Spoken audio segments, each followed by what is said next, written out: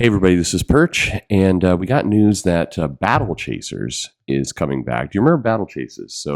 Battle Chases, Joe Magera, he did this series as part of, it's an imprint, I cannot remember now. It's part of Image. Chris Bachalo had a book. J. Scott Campbell had Danger Girl. Anyway, Battle Chasers was there. And this was a title that was launched in the late 90s, in April of 1999, in fact. And a cliffhanger. Thank you. It's just the background process finally caught up. So, cliffhanger from Wildstorm put out Battle Chasers, and it was I want to say, in terms of the attraction, the attention, it was probably the most popular of the books. Chris Bachalo was coming into his own. He had a steampunk type title. It was very cool looking. The story didn't quite catch, but it was cool. Huberto Ramos had Crimson, which was, again, people enjoyed, but, he was also kind of coming up the ranks at that point. J. Scott Campbell's Danger Girl was very, very popular, but Joe Magera was red hot popular.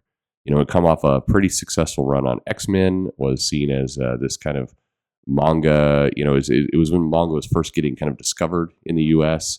In a more major way in the 90s, and so this anime kind of style was big in people's minds.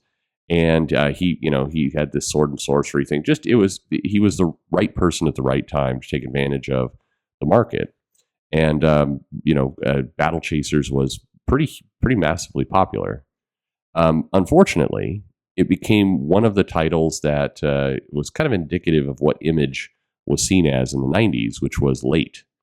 And so there were, it started off on time, and then the delays kind of kicked in. And for a lot of retailers, it was a bit of the last straw. They'd gone through it with a number of the other books, stuff Rob Liefeld had done, and Jim Lee and others. It's just the timing of these books coming out was just slow, and so Image was trying to kind of repair for a little bit from that image, and then Battle Chasers came out, huge expectations, big seller, people loved it. And then the delays, kicked in, and a lot of retailers were like, I'm out. I'm just out. In many ways, I think that be an interesting video for another time. That part of why Marvel had a resurgence in the 2000s. A lot of people credit Joe Quesada and what he did with Marvel Knights and everything else, and that helped for sure. But there was also just a pent up exhaustion on the part of retailers and a lot of people selling these comics with the indie wave. And so rather than gaining a big foothold, Image stumbled, and a lot of retailers kind of went back to Marvel during that time. But anyway, that's again a video for another time to kind of contemplate. So Battle Chasers came out, started getting pretty massive delays. I think one of the biggest between issue 6 and issue 7, over a year. So 16 months went by before the next issue came out. And it was funny because all these delays were happening. And then several years later, you had Ultimates 3 come out, by Jeff Loeb for Marvel. And those titles came out pretty much on time. And a lot of people were like, why the hell can't Magera, get his own stuff out? Like, what's going on?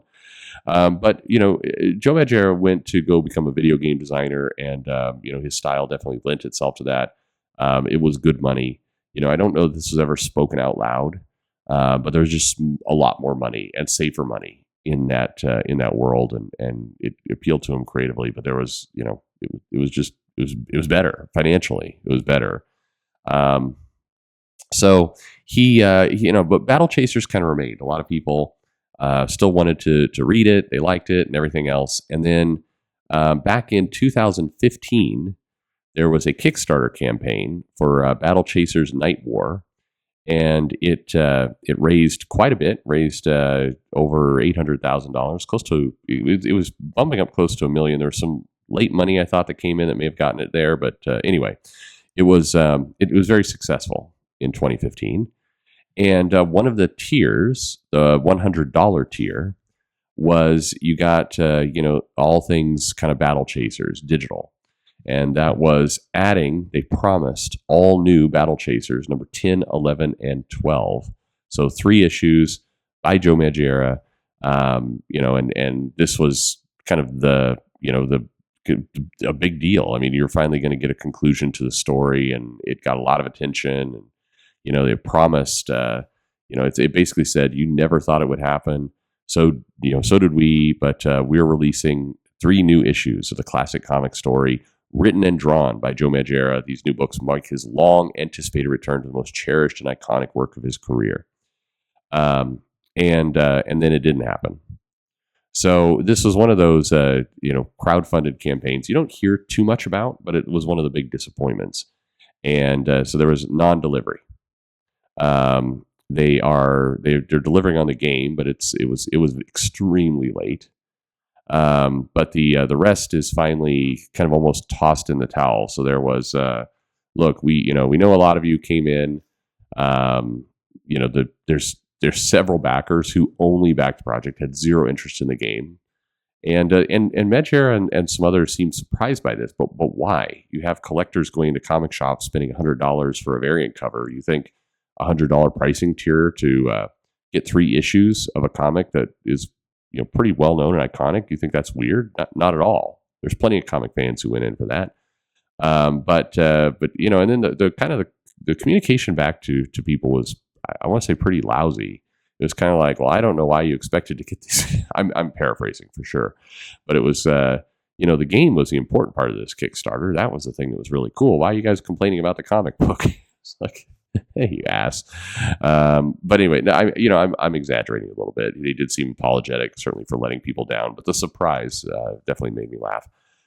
So anyway, all this is leading up to, we are getting maybe Battle Chasers number 10 in June.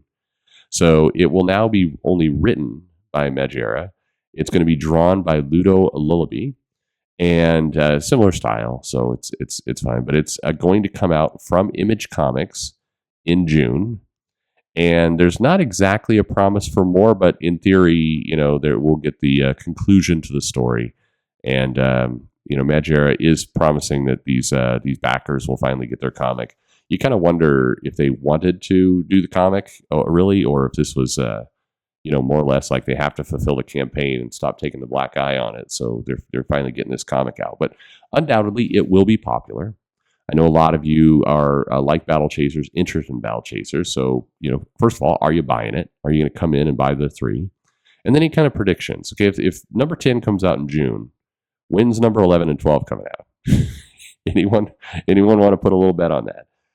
In theory, with the different artists, maybe we're going to get them to appear. But anyway, that's the big news. Battle Chasers coming out this year, number 10, finally. It's been, 25 years? Wow. 25 years in the making. We're finally getting to number 10.